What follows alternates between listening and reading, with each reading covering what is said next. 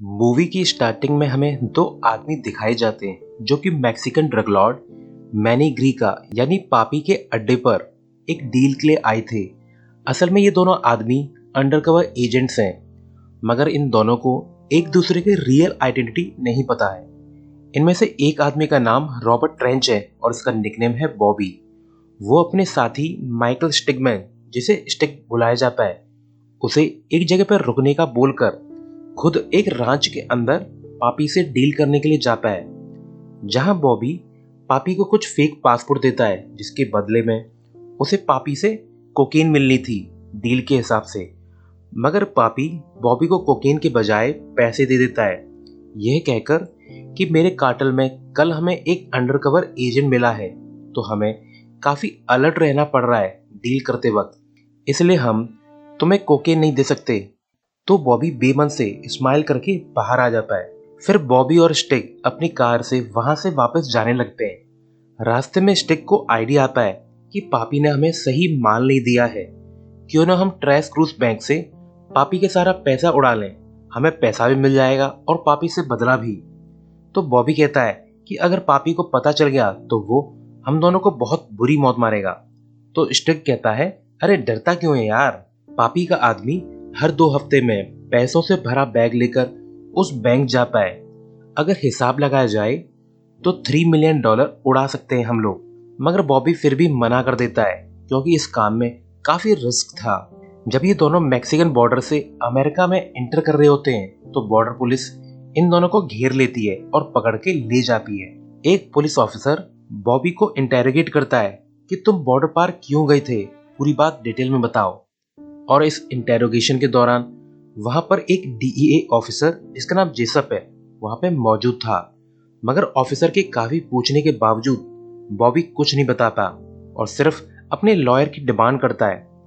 वहीं next room में stick का भी इंटेरोगेशन चल रहा होता है और वहां पर एक पुलिस ऑफिसर और एक डीईए ऑफिसर डेब रीज मौजूद थी। मगर स्टिक भी वहां पर कहानियां बना रहा होता है बिना किसी रियल इन्फॉर्मेशन दिए। वहीं बॉब का इंटेरोगेशन अभी भी जारी था, मगर कुछ भी जवाब न मिलने पर जेसप पुलिस ऑफिसर को इशारा करता है और ऑफिसर वहां से उठकर चला जाता है। इसके बाद डेब रिस भी वहां पर आ जाती है, तो हमें पता चलता है कि बॉबी असल में एक अंडरकवर डीईए एजेंट है और जेसप उसका डीईए में सुपीरियर है। और डेब रिस बॉबी की एक्स गर्लफ्रेंड है। जेसप बॉबी से कहता है कि तुमने इतना टाइम लगा दिया पापी के खिलाफ एविडेंस इकट्ठा करने में। दरअसल बॉबी अंडरवर्ल्ड में जुड़ गया था as a undercover DEA agent, ताकि पापी से कोकीन की डील कर सके और इस कोकीन को एज अ एविडेंस यूज करके पापी को डीईए पकड़ लेगी। मगर उनका प्लान फेल हो जाता है जब पापी ने कोकीन के बजाय कैश में डील किया। जेसप बॉबी से कहता है कि तुम बहुत टाइम लगा रहे हो, अब बस तुम्हारे पास 2 हफ्ते का और टाइम है, वरना तुम्हें इस केस से हटा दिया जाएगा। इसके बाद बॉबी और स्टिग को रिहा कर दिया जाता है। तो बॉबी कहता है चलो बैंक लूटते हैं। तो स्टिग कहता है ओके, मगर वो कंफ्यूज है कि पुलिस ने हमें बॉर्डर पर पकड़ लिया, आखिर उन्हें पता कैसे चला कि हम पापी के साथ डील करने वाले हैं, और फिर उन्होंने पकड़ तो लिया, फिर उन्होंने हमें छोड़ क्यों दिया, ये कुछ ठीक नहीं लग रहा है। तो स्टिग को लगता है कि बॉबी उसे धोखा दे रहा है। स्टिग अपनी गन लोड कर लेता है, मगर फिर कहता है अरे मैं तो मजाक कर रहा था। शायद स्टिग सोच रहा है कि वो धोखेबाज बॉबी को पापी के पैसे लूटने के बाद ठिकाने लगाएगा। फिर ये दोनों पापी के घर के बाहर जाकर वहां निगरानी करते हैं। तो वहां पर एक आदमी आता है। तो स्टिग बताता है हर हफ्ते ये आदमी पापी से पैसे से भरा ब्रीफकेस लेकर ट्रूस क्रैश बैंक जाता है और जमा करता है पैसे को। फिर वो आदमी पापी से ब्रीफकेस लेकर कार से निकल जाता है यहाँ से, और ये दोनों उस आदमी का पीछा करते हैं और पीछा करते करते ट्रेस क्रूज बैंक तक पहुंच जाते हैं। जब वो आदमी बैंक के अंदर लॉकर में पैसा जमा कर रहा होता है तो बॉबी और स्टिग दोनों अपने प्री प्लान प्लान पर शुरू हो जाते हैं, जिसमें बॉबी उस आदमी का पीछा करते हुए बैंक में जाता है और एक न्यू लॉकर खुलवाने की डिमांड करता है। मगर वो असल में पापी के आदमी को देख रहा होता है कि वो कहां पर पैसा जमा कर रहा है। वहीं दूसरी ओर स्टिग बैंक के सामने वाले रेस्टोरेंट में चला जाता है और कुछ ऑर्डर करने लगता है। बॉबी फिर कुछ देर बाद बैंक से लौट आता है तो दोनों अपने अगले प्लान पे चालू हो जाते हैं। जहां पर स्टिग रेस्टोरेंट में लाइटर जलाकर लगाता है तो वहां पर फायर अलार्म बजने लगता है। तो रेस्टोरेंट की वेटरेस सभी कस्टमर्स को बाहर जाने को कहती है और स्टिग फिर वहां आकर चलती गैस पर लाइटर फेंक देता है जिससे वहां पर आग लग जाती है। फिर ये दोनों अपने अपने घर चले जाते हैं और रात को डेब्रिस बॉबी से मिलने आती है। तो बॉबी बताता है कि स्टिग आज 3 बजे बैंक लूटने वाला है और तुम बाहर अपने आदमी लेकर तैयार हो जाना और प्लीज मुझे शूट मत करना अरेस्ट के दौरान।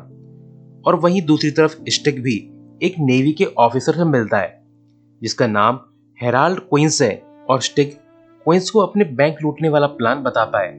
तो क्विंस उसे शाबाशी देता है, कल पापी का पैसा चुरा लो और फिर हम पापी और उसके कार्टेल के सभी लोगों को अरेस्ट कर लेंगे, फिर तुम नेवी में वापस आ सकते हो। अब यहाँ पर हमें ये क्लियर हो जाता है कि स्टिग नेवी सील का अंडरकवर एजेंट है और बॉबी डीईए का एजेंट है और दोनों ही एक दूसरे की रियल आइडेंटिटी नहीं जानते और दोनों को लगता है कि उनका पार्टनर एक क्रिमिनल है। तो उन्हें एक दूसरे को अपना मकसद पूरा करने के लिए यूज करने में कोई भी दिक्कत नहीं है, क्योंकि अगर एक क्रिमिनल मर भी जाए तो कोई फर्क नहीं पड़ेगा। और ये दोनों ही चोरी के बाद एक दूसरे का काम तमाम करने का प्लान कर रहे होते हैं। इसके बाद हमें दिखाया जाता है कि ये दोनों चोरी करने के लिए तैयार होने लगते हैं और फिर दोनों कार लेकर बैंक के बाहर तक आ जाते हैं और फिर दोनों मास्क पहनकर बैंक में अंदर आकर सिक्योरिटी गार्ड पर गन पॉइंट करते हैं और फिर गन पॉइंट करके सभी वर्कर्स को जमीन पर बिठा देते हैं। इसके बाद स्टिग बैंक मैनेजर पर गन पॉइंट करके चाबी ले लेता है लॉकर रूम की और फिर स्टिग अंदर जाकर सभी लॉकर पर मिनी बॉम्ब लगा देता है जिनके फटने से सभी लॉकर बाहर निकल आते हैं। सभी लॉकर पैसे से भरे हुए थे तो स्टिग को कुछ गड़बड़ लगती है क्योंकि उसके हिसाब से यहाँ पर सिर्फ $3 मिलियन रुपए होने चाहिए थे, मगर यहाँ पर तो कुछ ज्यादा ही पैसा है। तो ये दोनों वरिड होते हुए भी उन पैसों को अपनी कार पर लोड करके वहां से निकल जाते हैं। अब दोनों ही काफी कंफ्यूज्ड हैं, जहां $3 मिलियन रुपए होने चाहिए वहां से उन्हें लगभग 10 गुना ज्यादा पैसे मिला है, कुछ तो गड़बड़ जरूर है। फिर ये दोनों एक वीरान जगह पहुंच जाते हैं और कार से उतरकर पैसा चेक करते हैं। तो स्टिग कहता है आज भगवान हम पर इतना मेहरबान नहीं हो सकता, ये पैसा अकेला पापी का नहीं है, वो इतना पैसा वाला नहीं है। और इसी वक्त बॉबी अपनी गन पीछे से निकालने की कोशिश करता है मगर स्टिग उसे देख लेता है। तो स्टिग बॉबी पर गन पॉइंट करके कहता है बॉबी मुझे लगा हम अच्छे दोस्त हैं, मगर तुमने मुझे धोखा क्यों दिया। मगर फिर भी अपनी दोस्ती की खातिर स्टिग बॉबी के हाथ पर गोली मार देता है जिससे बॉबी गिर जाता है और उसके पास से उसका डीईए बैच भी मिलता है। अब स्टिग को सारा माजरा समझ में आ जाता है और वो वहां पर बॉबी को छोड़कर कार और पैसा लेकर चला जाता है। फिर हमें ट्रेस क्रूज बैंक दिखाई जाती है जहां पर एक अर्ल नाम का आदमी बैंक मैनेजर को टॉर्चर करके पूछ रहा होता है कि बैंक किसने लूटी है, तुम इस चोरी में शामिल तो नहीं हो। मगर असल में तो बैंक मैनेजर को भी कुछ नहीं पता था। तो अर्ल बैंक से बाहर आकर पूछता है कि सामने वाला रेस्टोरेंट क्यों जला पड़ा है। ये कोइंसिडेंट बिल्कुल नहीं हो सकता कि रेस्टोरेंट में आग लगने के अगले दिन ही बैंक में चोरी हो गई।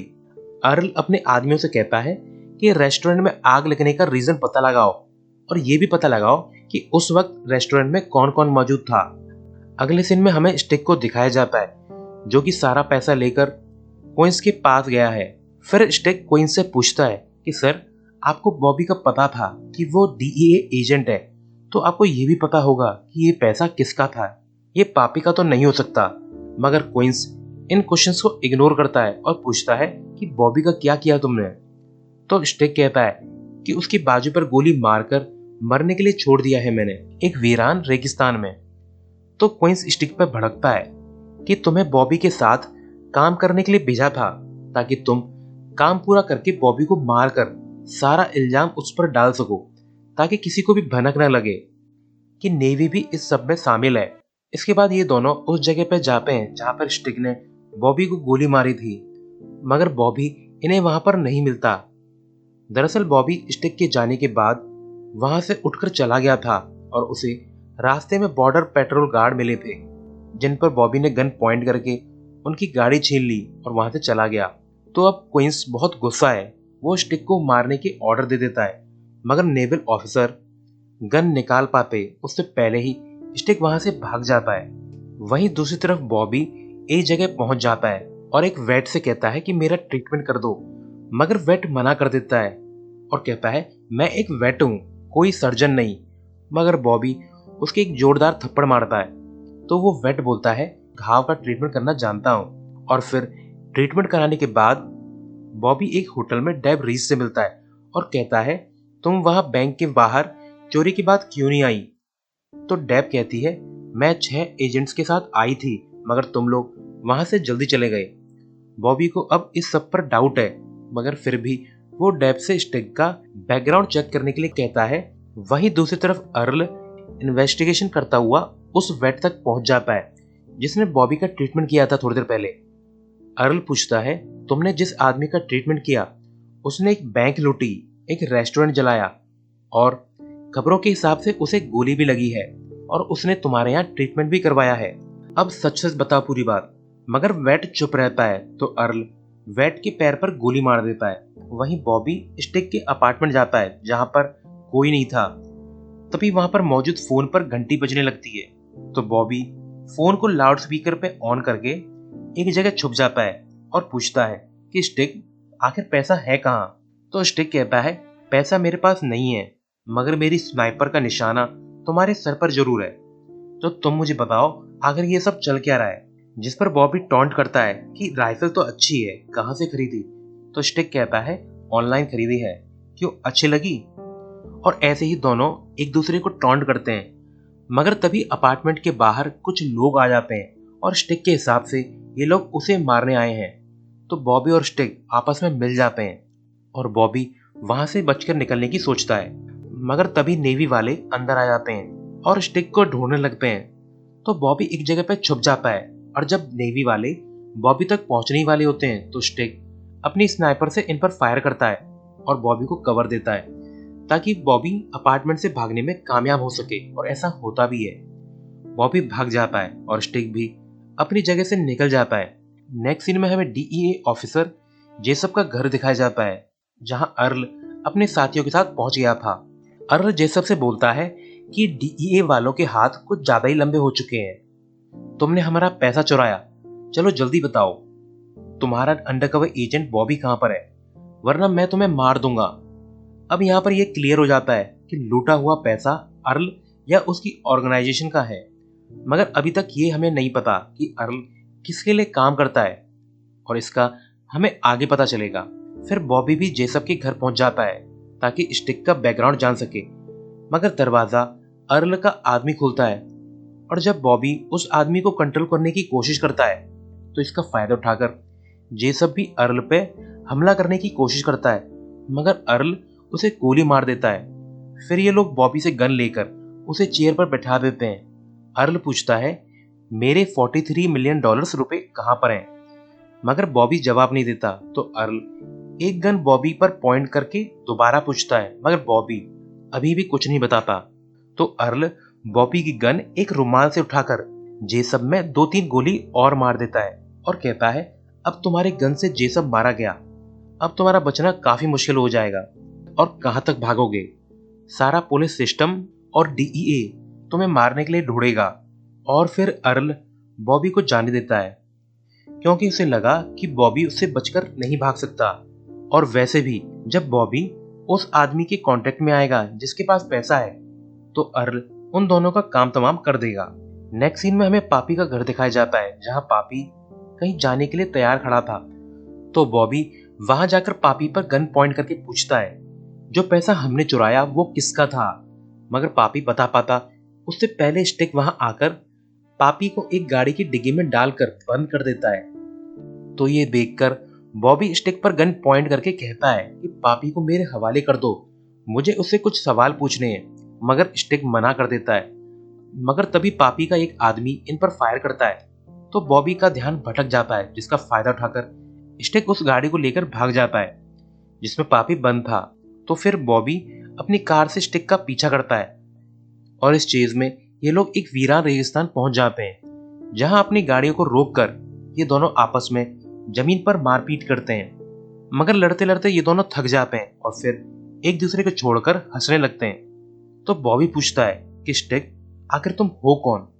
तो स्टिक बताता है, मैं एक यूएस नेवी ऑफिसर था, लेकिन अब नहीं पता क्योंकि मेरे कमांडर ने मुझे मारने की कोशिश की है। तो बॉबी बोलता है कि मेरा भी कुछ ऐसा ही हाल है, मगर मुझ पर तो अपने बॉस को मारने का भी आरोप है। तो इस पर स्टिक कहता है, तुम्हारी किस्मत तो मुझसे भी ज्यादा फूटी हुई है। फिर बॉबी कहता है, अब हम दोनों को एक साथ काम करना पड़ेगा, वरना हमें ढूंढकर मार दिया जाएगा। तो ये लोग पॉपी को डेबरीज के गैराज में ले जाते हैं और पापी से पूछताछ करते हैं। पापी हंसने लगता है और कहता है, तुम लोग मरोगे क्योंकि तुम्हारे पीछे सीआईए पड़ी है।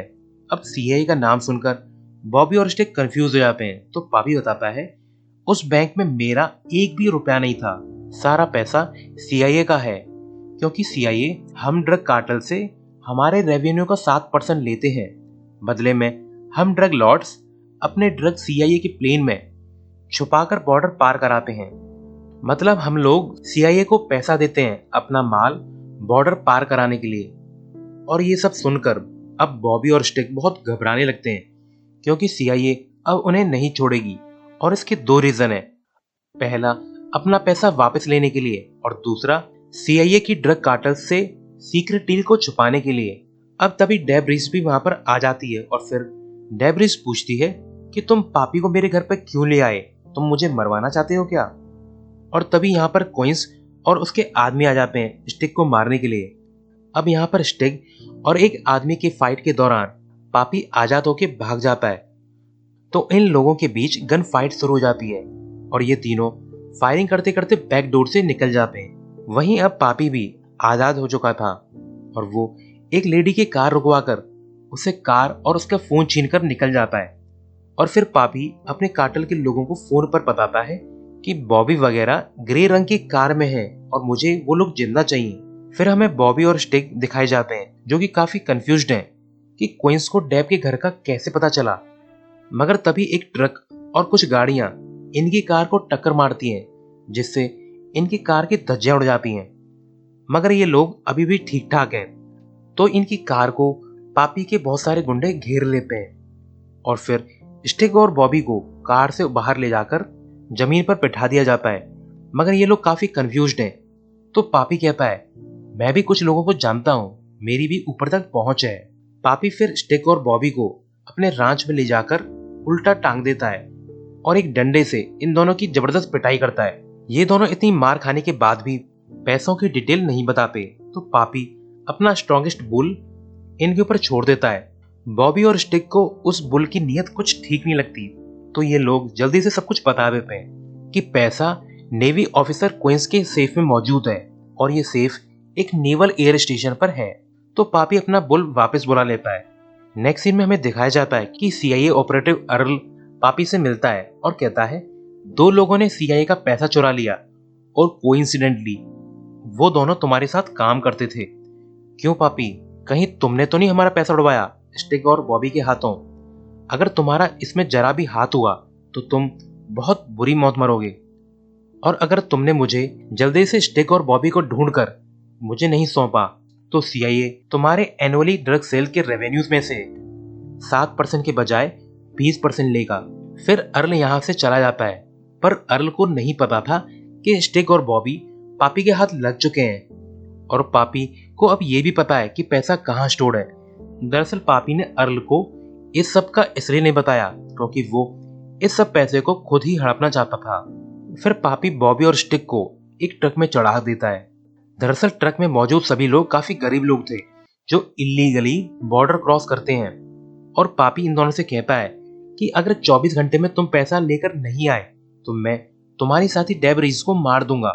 और फिर स्टिक और बॉबी इन लोगों के साथ एक सीक्रेट रास्ते से बॉर्डर पार करते हैं। दरअसल इन्हें इस तरीके से बॉर्डर इसलिए पार करना पड़ रहा था क्योंकि अब स्टिक और बॉबी नामी क्रिमिनल्स हैं और बॉर्डर पुलिस उन्हें ढूंढ रही थी। तो बॉर्डर पार करके ये दोनों एक कार चुरा लेते हैं और एक आदमी के घर जाते हैं। ये आदमी स्टिक का पुराना दोस्त है और इस पर स्टिक के सीक्रेट वेपन स्टोर थे। ये दोनों वेपन्स लेकर निकल जाते हैं नेवल स्टेशन के लिए। और फिर स्टिक अपनी कार से चेक इन बैरियर तोड़कर अंदर पहुंच जाता है वहां पर मौजूद सोल्जर्स इनका पीछा करते हैं। तो स्टिक कार में बॉबी को आगे का प्लान बताता है कि तुम क्वींस के ऑफिस जाओगे और पैसा ढूंढोगे, और मैं एडमिरल से मिलूंगा और उन्हें क्वींस की सारी सच्चाई बताऊंगा। और फिर स्टिग बॉबी को एक जगह उतार कर आगे निकल जाता है। फिर स्टिग एक जगह उतर के एडमिरल की ऑफिस की तरफ बढ़ता है, और सोल्जर्स अभी भी इनका पीछा कर रहे होते हैं। इसी चेस के चलते चलते स्टिग एडमिरल के रूम तक पहुंच जाता है, जहां वो एडमिरल को सारी सच्चाई बता देता है। तो एडमिरल कहता है, ये पैसा चुराने का ऑर्डर मैंने तो नहीं दिया था, यानी कोई गड़बड़ कर रहा है। मैं तुम्हारी कोई हेल्प नहीं कर सकता, क्योंकि अगर ये मैटर बाहर आया तो नेवी की बहुत बेइज्जती होगी। तो अब इस वक्त से तुम्हारा नेवी से कोई ताल्लुकात नहीं है, मतलब नेवी में तुम्हारा कोई वजूद ही नहीं है। तुम्हारे सारे रिकॉर्ड मिटा दिए जाएंगे। मगर तुमने नेवी के लिए इतनी लॉयल्टी दिखाई है, उसे भी मैं पूरी तरह जाया नहीं जाने दे सकता। तुम्हारे लिए मैं 2 काम करूंगा। पहला, क्वींस को अरेस्ट करने के ऑर्डर दूंगा, और दूसरा, तो मैं इस ऑफिस से जिंदा बाहर जाने दूंगा। इसके बाद फिर कुछ सोल्जर्स स्टिक को फोर्सफुली ऑफिस से बाहर ले जाते हैं। वहीं दूसरी तरफ बॉबी क्वींस के ऑफिस तक पहुंच जाता है और तलाशी लेता है। इसी वक्त क्वींस भी यहाँ पर आ रहा होता है, तो बॉबी एक जगह पर छुप जाता है। जब क्वींस अपने ऑफिस पहुंचता है तो बॉबी वहां आकर क्वींस पर गन पॉइंट कर देता है और कहता है कि तुम डेव रीस के न्यू बॉयफ्रेंड हो, है ना? मुझे ये बात थोड़ी देर पहले ही पता चली है, और डेव रीस ने ही तुम्हें वहां पर बुलाया था उस रात। तुम्हें मेरे और स्टिक के बैंक लूटने के प्लान्स पहले से ही पता थे, क्योंकि मैंने डेव रीस को और स्टिक ने तुमको बैंक लूटने से पहले इन्फॉर्म किया था। तो तुमने और डेव ने मिलकर मुझे और स्टिक को फंसाने का प्लान बनाया, और इसी वजह से शायद जब हम बैंक लूटकर वहां से निकल रहे थे तो डीईए के एजेंट वहां पर टाइम पर नहीं आए, क्योंकि डेव रीस ने हमारे प्लान का डीईए और जेसप को इन्फॉर्म ही नहीं किया था। अच्छा गेम खेला तुमने और डेव ने। सारी मेहनत हम करें और पैसा तुम ले जाओ, और फंसे भी हम लोग। फिर बॉबी क्वींस से सेफ खोलने के लिए कहता है, मगर सेफ तो खाली थी, तो आखिर पैसा कहां पर है? फिर बॉबी कुछ देर सोचने के बाद कहता है, तुमने पैसा अपने पास रखा ही नहीं। वो पैसा तुमने शुरुआत में ही डेव को दे दिया था, है ना? क्योंकि मेरे और स्टिक के जिंदा होने की वजह से तुम्हारा भांडा फूट सकता था, तो तुमने शुरुआत में ही खुद को इस मैटर से अलग कर लिया। फिर बॉबी पूछता है कि जल्दी बताओ, तुमने और डेव ने पैसा कहां पर छुपाया है? और इनकी बातें चली रही होती हैं कि एक सोल्जर वहां आकर देख लेता है कि बॉबी ने क्वींस पर गन पॉइंट कर रखी है, तो वो अलार्म बजा देता है, और अब तो हेविली आर्म फोर्सेस वहां पर आने लगती हैं। तो बॉबी एक रूम में पहुंच जाता है जहां काफी सारी नेवी की यूनिफॉर्म थी। तो उसे एक आइडिया सूझता है, और वो जल्दी से नेवी यूनिफॉर्म अपने साथ ले जाता है और एक रूम में जाकर गैस ऑन करके फायर करता है, जिससे यहाँ पर काफी बड़ा धमाका होता है। और फिर वो यूनिफॉर्म पहनकर वहां से निकल जाता है, क्योंकि ऐसे वक्त कोई नेवी के कपड़े पहने हुए आदमी पर शक थोड़ी ना करेगा। और इसी वक्त स्टिक को भी इस बेस से बाहर ले जाया जा रहा होता है। तो दोनों एक दूसरे को देख लेते हैं और स्माइल करते हैं। नेक्स्ट सीन में हमें पापी और डेव दिखाए जाते हैं। पापी फिर बॉबी को कॉल करके कहता है कि बॉबी, तुम विद इन टाइम पैसा नहीं ला पाए। तो बॉबी कहता है कि मुझे पता है कि पैसा कहां पर है, तुम डेव को जाने दो। मगर पापी डेव को मार देता है, जिस पर बॉबी बहुत दुखी होता है। फिर बॉबी उस जगह पर जाता है जहां पापी ने डेव को मारा था। तो वो देखता है कि डेव ने अभी भी वो रिंग पहन रखी है जो उसने डेव को पहले कभी दी थी। उसे समझ नहीं आता कि डेव अगर उसे प्यार करती थी तो उसे आखिर धोखा क्यों दिया। फिर स्टिक और बॉबी एक जगह पर मिलते हैं। बॉबी स्टिक को डेव के बारे में बताता है कि डेव को पापी ने मार दिया है। तो स्टिक कहता है, चलो मैक्सिको चलते हैं। इस पर बॉबी पूछता है कि आखिर क्यों, जिस पर स्टिक कहता है कि पापी को मारने और किस लिए। तो बॉबी कहता है, मेरा अब इस सब में कोई भी इंटरेस्ट नहीं है।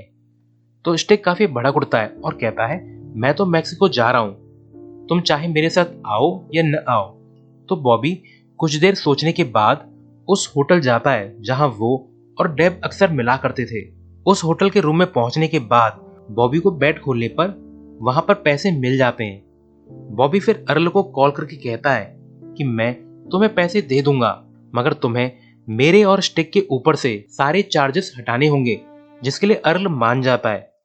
नेक्स्ट सीन में स्टिक पापी के अड्डे पे पहुंच जाता है।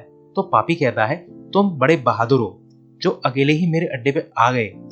तो स्टिक कहता है ऐसा मुझे तो नहीं लगता।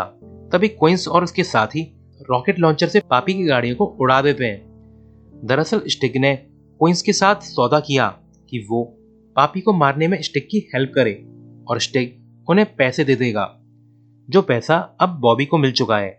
मगर इसी वक्त एक हेलीकॉप्टर से अर्ल भी अपने आदमियों के साथ यहाँ पर आ जाता है और स्टिक से कहता है कि पैसा कहाँ पर है। तो स्टिक कहता है कि पैसे आ रहे हैं, थोड़ी देर सब्र करो। और तभी एंट्री होती है बॉबी की, जिसकी कार पैसों से भरी पड़ी है। और फिर बॉबी अर्ल से कहता है मैं पैसे ले आया, तो डील के हिसाब से मुझसे और स्टिक से सारे चार्जेस हटा दिए जाने चाहिए। जिस पे अर्ल कहता है हो जाएगा, अब तुम आजाद हो। मगर बॉबी डेब की मौत का बदला लिए बगैर कैसे चला जाता, तो वो उस कार को उड़ा देता है जिसमें पैसे थे। दरअसल बॉबी ने कार में बॉम्ब प्लांट कर रखा था। अब यहाँ पर 4 पार्टीज हैं। पहली पापी और उसका कार्टेल, दूसरी क्विंस और उसके लोग, तीसरी अर्ल और उसके लोग, और चौथी स्टिक और बॉबी। तो स्टिक और बॉबी इस धमाके का फायदा उठाकर सभी लोगों को मारने लगते हैं, क्योंकि यहाँ पर सभी दुश्मन थे इनके, तो इन्हें कोई टेंशन नहीं थी कि गोली किसके लग रही है। अब बाकी पार्टीज भी एक दूसरे पर फायरिंग करने लगती है और इसी फायरिंग के बीच एक गोली पापी को भी लग जाती है और फिर स्टिक इस फायरिंग से बचते हुए एक वुडन कैबिन में चला जाता है जहां बहुत सारे बुल्स भाग रहे होते हैं। तो स्टिक और बॉबी के पास अर्ल और क्विंस आ जाते हैं, जिसमें बॉबी ने क्विंस पर गन पॉइंट कर रखी थी और क्विंस ने स्टिक पर और स्टिक ने अर्ल पे और अर्ल ने बॉबी पर। अर्ल बॉबी से कहता है तुम दोनों अपने आप को बहुत बड़े 30 मार कहां समझते हो, तुमने हमारा पैसा उड़ाया, तुम आखिर साबित क्या करना चाहते हो? तुम्हें क्या लगा सीआईए का पैसा उड़ाकर तुम सीआईए का इनकम सोर्स बर्बाद कर दोगे? सीआईए के पास ऐसे 20 और बैंक हैं जहां पर कार्टेल्स का पैसा इकट्ठा होता है। तो बॉबी स्टिक से पूछता है क्या तुम मुझ पर भरोसा करते हो? तो स्टिक कहता है हाँ बिल्कुल। फिर दोनों एक साथ गोलियां चलाने लगते हैं, जिससे क्विंस और अर्ल मारे जाते हैं। फिर बाहर आकर ये लोग देखते हैं पापी पिटा पिटाया सब पड़ा हुआ है, मगर वो अभी भी थोड़ा बहुत हिल रहा होता है। तो दोनों उसमें एक एक गोली और मारते हैं और फिर ये दोनों यहाँ से जाने लगते हैं। मगर बॉबी को कुछ याद आता है, वो स्टिक के पैर में गोली मार देता है, यह कहकर कि अब हिसाब बराबर हुआ, तुमने मेरे हाथ में गोली मारी थी उसका। जिस पर स्टिक काफी गुस्सा होता है और कहता है अरे यार कब तक उस बात को याद रखोगे। फिर हमें लास्ट सीन में स्टिक और बॉबी एक रेस्टोरेंट में दिखाए जाते हैं, जहां पर बॉबी टिप के लिए पैसे दे रहा होता है। तो स्टिक कहता है मैं तुम्हें काफी टाइम से जानता हूं, तुम बहुत बड़े कंजूस हो, मगर उन पैसों को उड़ाने के बाद अब तुम वेट्रेस को टिप ज्यादा क्यों देने लगे हो? तो बॉबी कहता है कि किसने कहा कि मैंने पूरे पैसे उड़ा दिए? तो स्टिक काफी सरप्राइज्ड होकर कहता है कि तुम अकेले ही सारे पैसे खा गए, मेरा हिस्सा कहां पर है? और इसी के साथ ये मूवी एंड हो जाती है। Thanks for watching.